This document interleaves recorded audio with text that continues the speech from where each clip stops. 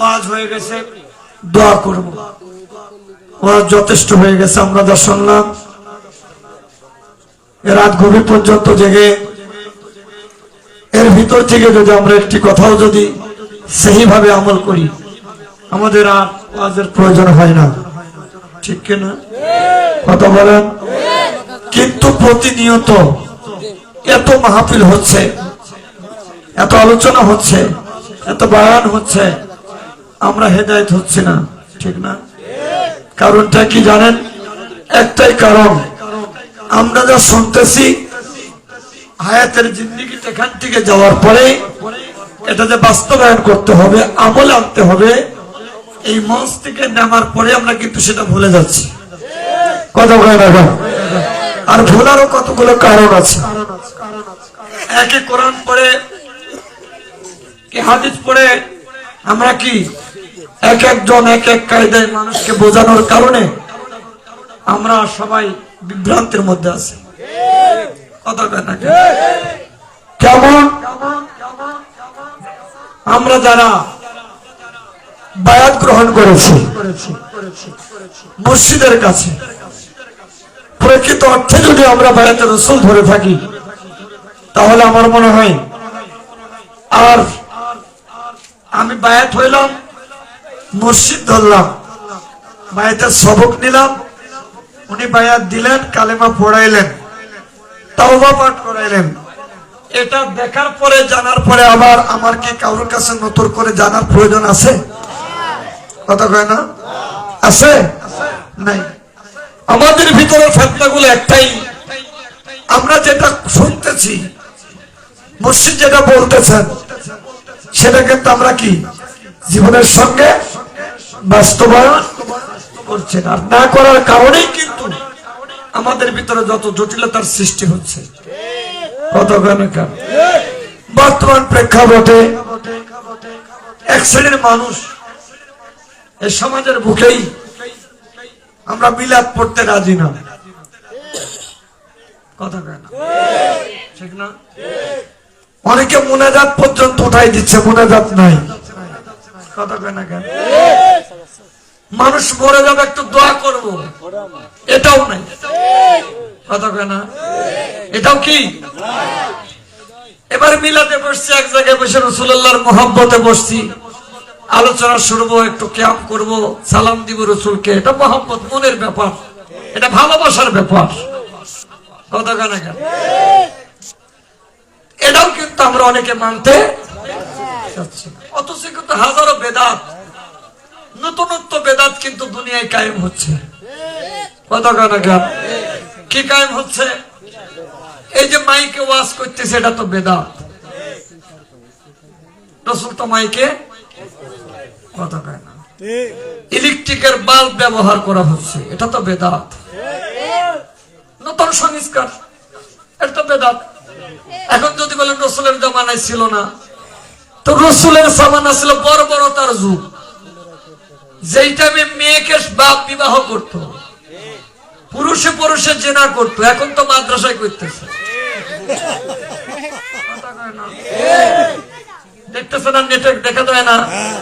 অনেক মাদ্রাসার ছাত্ররা ধর্ষণ হচ্ছে শিক্ষকের কাছে। কথা কয় না? হচ্ছে না? হাজারো হচ্ছে।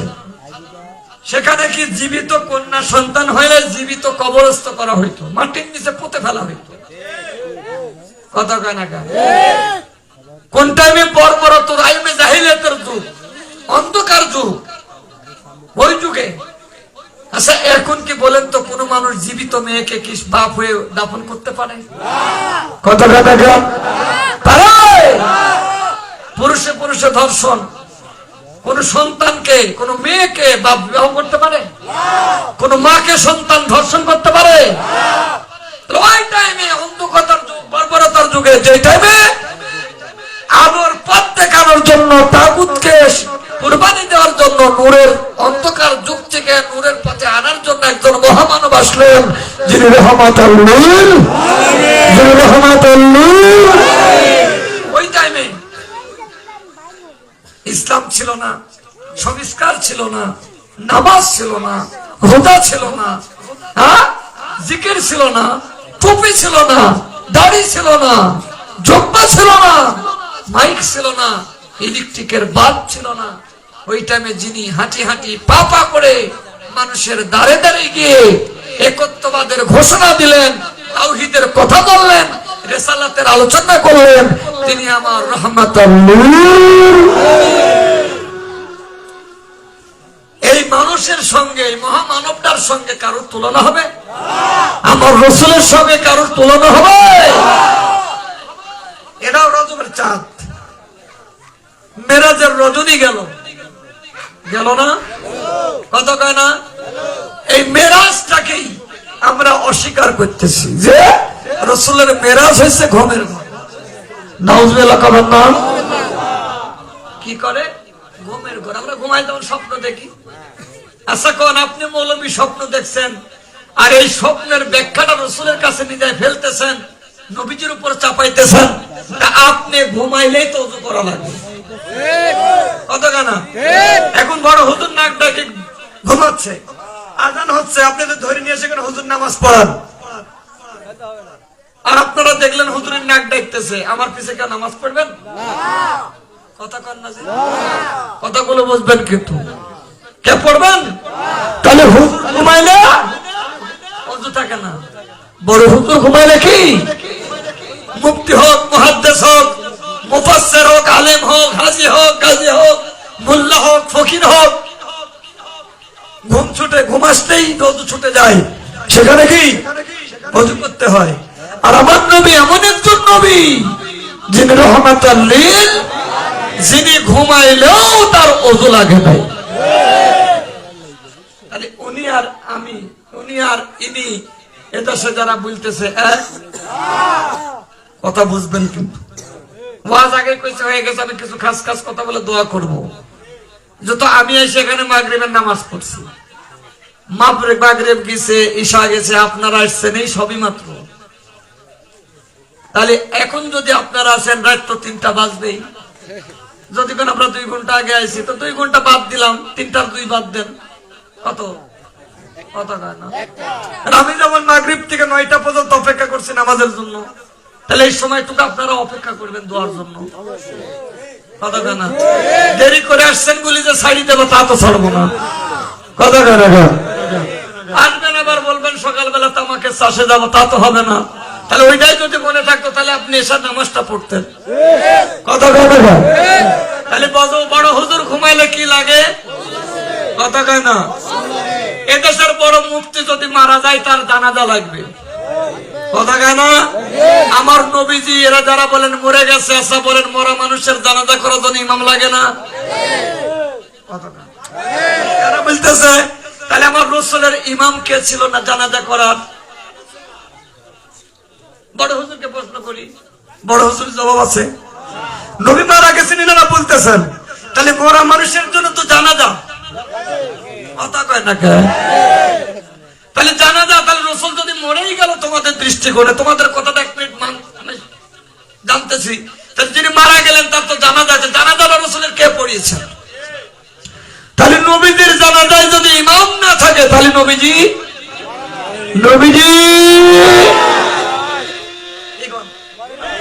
ওনাদের কথা বলতেছে, আমার কথা। ওনারা যেটা বলতেছেন আমি ওটাই বলতেছি। কষ্ট পাইছেন? কথা কেন? এবার আসেন, মানুষ মরে গেলে কবরে যায়, কোথায় যায়? বড় হুজুর, ছোট হুজুর, মেজো হুজুর, ছোট হুজুর, মোল্লা মুন্সি মরে গেলে কোথায় দাফন করি? যারা কথা কেনা মরবি না জীবনে, কথা কষ্ট না কোথায়? আচ্ছা, কবরে গেলে 3টা প্রশ্ন হয়, মান রব্বুকা, মান নাবিয়ুকা ফি দীনিকা, তোমার রব কি ছিল, নবী কি ছিল, তোমার ধর্ম কি ছিল? তো নবী মারা গেল, নবীজিকে কবরে রাখলেন, নবীজির কয়টা প্রশ্ন করা হলো? তাহলে নবীজিকে যখন বলা হবে মান রব্বুকা, তোমার রবকে, আমার নাবিয়ুকা, তোমার নবীকে, তাহলে নবী কে ছিল?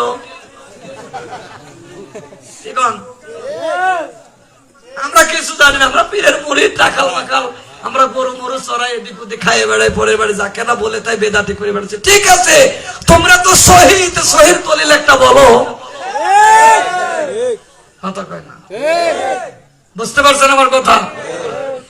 তাহলে নবীজিকে আবার কোন নবীর কথা আল্লাহ বলবে যে মান নবীকে, তোমার নবীকে। তাহলে নবীর যদি নবী না থাকলে রসুল মরে কবরে যায়। এখন বাস্তবাদী ওয়াজ করি কি কন বাজান রে, এই ফেতনাকারীরাই বড় ফেতনাকারী। কথা কেন এটা কিতাবের কথা বললি পড়ছি মনে নাই, বললে কবে বলছিলাম জানি নাই, পাই নাই, খেয়াল নাই। আমাদের আকবরে আউলিয়াগণ, আমাদের মুহাক্কিকে আলেমগণ, যাদের কিতাব পড়ে আমরা ওয়াজ করতেছি, আমরা যারা মাওলানা হয়েছি, মৌলবী হয়েছি, মুফতি হয়েছি, তিনারাই কিন্তু রসুলকে সালাম জানিয়েছেন। ইমাম বুখারী রাহমাতুল্লাহ আলাইহি উনি কিতাব লিখতে লিখতে যখন কিতাব ভুলে যাইতেন, তখন উনি রাসূলুল্লাহর রওজার পাশে গিয়ে মারাকাবা মুশাহাদা করতেন, নবীজি রওজার থেকে বলতেন, উনি কিতাব লিখতেন। সুবহানাল্লাহ। আসলে তার কিতাব পড়ে আমরা মৌলবী কিন্তু।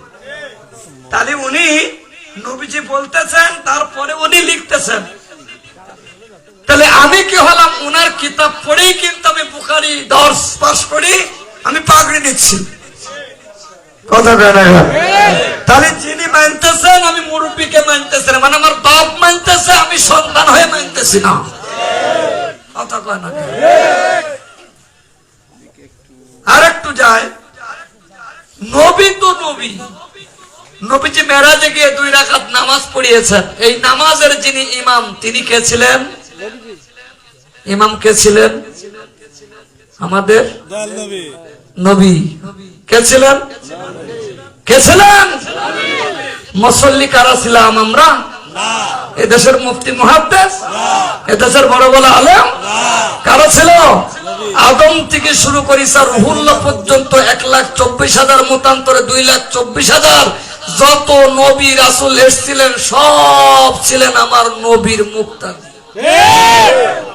কথা কয় না? এটা কোন মৌলবী অবিশ্বাস করতে পারবে? কেউ বলতে পারবে? আচ্ছা বলেন, আদম থেকে ঈসা পর্যন্ত ঈসা রুহুল্লাহকে আল্লাহ 4টা আসমানে সরাসরি উঠাই নিয়েছেন, ওনাকে বাদ রাখলাম। আর যত নবী আসছে, প্রত্যেক নবীর রওজা তো দুনিয়ার বুকে। কথা গানে গান কথায় দুনিয়ার বুকে। তাহলে তাদের সমাধি হয়েছে, কবরস্থ হয়েছে, রওজা হয়েছে। তাহলে এই রওজার থেকে আল্লাহর নবীর পিছনে যে মেরাজ রজনীতে নামাজ কিভাবে পড়লেন? কথা কয় না।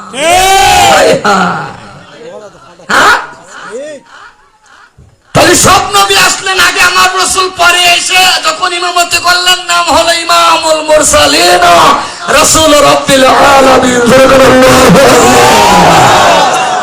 আমার নবী ইমামদেরও ইমাম, সমস্ত ইমামের ইমাম। তাহলে দুনিয়ার জিন্দেগিতে পয়গম্বররা যদি যায় রাসূলের পিছে ইক্তেদা করে নামাজ পড়তে পারে, আর আমার রাসূল হাজির নাজির হতে পারে না, এই কথার কোন ভিত্তি আছে? কথা কেন আছে? হাজী আব্দুল্লাহ মুহাজিরে মক্কি রাহমাতুল্লাহ আলাইহি বলতেছেন, আমি নবীকে দেখে দেখে কিয়াম করেছি। শাহসি ফতে আলী ওয়াইসি রাহমাতুল্লাহ আলাইহি, যিনি ভারতবর্ষের মানিকতলায় শুয়ে আছেন কলকাতায়, উনি যখন মদিনার রওজায় গেলেন, ডাকতে রাসূলকে বলতেছেন, ইয়া রাসূলুল্লাহ, আমি আমার জিন্দেগিতে যত হাজিরা, যত মানুষ, যত উম্মত আপনার কদমে এসেছে, সবার কাছে দরুদ সালাম পাঠিয়েছি, আমি মুসাফিরের কাছে পাঠিয়েছি, এই সালামটুকু গরিবের সালামটুকু নবীজি রওজা মুবারকে দিও। আমি নিজে স্বয়ং সম্পূর্ণ আজকে আপনার রওজায় হাজির। নবীজি, আমি যতদিন বাঁচবো, আমি আপনার দরবারের, আপনার মদিনার রওজার ঝাড়ুদার হিসাবে থাকবো। আপনি রওজা পরিষ্কার করব, আর আপনাকে প্রাণ ভরে সালাম জানাবো, দুরূদ পাঠ করব, মহব্বত করব। রওজার থেকে আওয়াজ আসছে, সুফি ফতে আলী, তোমাকে নবীর বাজা নদীর রওজা শরীফের খাদেম হিসাবে আল্লাহ দুনিয়াতে পাঠায় নাই, তোমাকে পাক ভারত উপমহাদেশে গিয়ে আমার সত্য নবীর ইসলামের তরিকার প্রচার করতে হবে। কে বলতেছেন? কথা কয় না। রাসূল বলতেছেন, নবীজি বলতেছেন। সুফি ফতে আলী ওয়াইসি রাহমাতুল্লাহ বলতেছেন, হুজুর, আমি তো আপনার কাছে পায়ে হেঁটে এসেছি, আপনি যদি ভারতবর্ষে যায় বলেন আপনার সঙ্গে আমার কবে দেখা হবে? সুবহানাল্লাহ বলবেন না? আশিকের দাবিটা কি? হুজুর চলে যাব, ঠিক আছে, কিন্তু আমার সঙ্গে আপনার কবে দেখা হবে? আল্লাহ রাসূল বলতেছেন বছরে একবার। ফাতিহ আলী রহমাতুল্লাহ বলতেছেন যে আমি বছরে একবার আর 11 মাস আপনার জন্য অপেক্ষা করব, এত ধৈর্য আমার নাই। রাসূল বলতেছেন বছরে 2 বার, কয় 6 মাস হবে না, হবে না। এবার কমাইতে কমাইতে কমাইতে যখন একবার, ওই একবার তোমার শরীরের মধ্যে হেড অফ দা ডিপার্টমেন্ট যেটা লতিফায়ে কলব পরে কামা মুসাইয়াদা করে নকশবন্দি মুজাদ্দিদের সিলসিলার মধ্যে পড়ে যেই নামাজে বসে চোখের পানি ছেড়ে তোমার নবীজি বলে ডাক দিব, আমি মদিনার রাসূল তোমার সামনে হাজির হইল।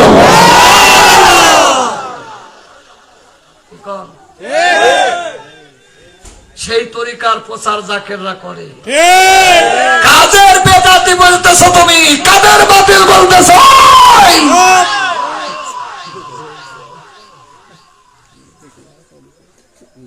কষ্টের ব্যাপার যে গাড়ি গাড়ি হাদিস কোরআন বুঝে পড়ার পরে নবীজিকে মানতে নারাজ, নবীজিকে সালাম দিতে নারাজ। কেন? কোন কারণে? নবীর সঙ্গে তোমার তুলনা হবে? এই জন্য আমরা গাদি গাদি কিতাব পড়ে রাসূল চিনলাম না, কিন্তু কাজী নজরুল ইসলাম 8 পাস ছাত্র, যার কবিতা বিশ্ববিদ্যালয় ভার্সিটি ছাত্ররা পড়ে, উনি বললেন তাওহীদেরই মুর্শিদ মুহাম্মাদের নাম, মুর্শিদ মুহাম্মাদের